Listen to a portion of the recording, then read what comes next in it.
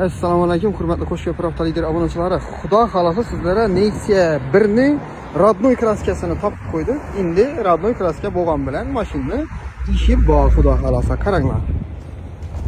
Sho'llarni, zanglarini ishlatasizlar. Yana zanglarni bir qator ponni ko'rsataman.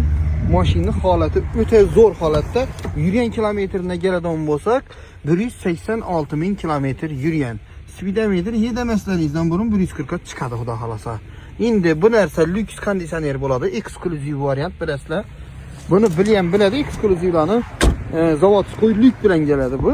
Endi bu mashinamizning narxini e'tibor beringlar. Bu mashinamizning narxi 27 million so'm. Ustunda gelish beriladi. Xudo xolasa naqd bo'ladigan bo'lsa, mashinaning ichi ikki arka kolenani zo'ttirsangizlar, qog'a yerinde zeng yo'q. Faqat ikki arka kolenani ishlatib berish kerak. Mashina rodnoy kraska. Endi qaranglar. Men adashmasam işi krelini yüzünde kraska gördüm, lekin içine ötmeyen. Xullosa bu narsani unday mediasida kraskasi aytilmaydi. Lekin mashina hech yerinde udari, hech yerinde kamisi yo'q, motorlar ham birinchi remontdan chiqib turibdi.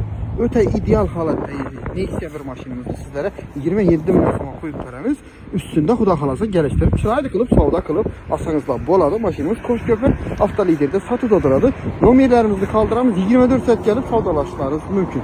Kim Nexia 1 ni zo'r yeriga bo'lsa, Arvada komanda beradilar bo'lsa, kelaversa Qo'shko'pir avtoliderda sizlarga xudo xolasa topiladi shunday Nexialar.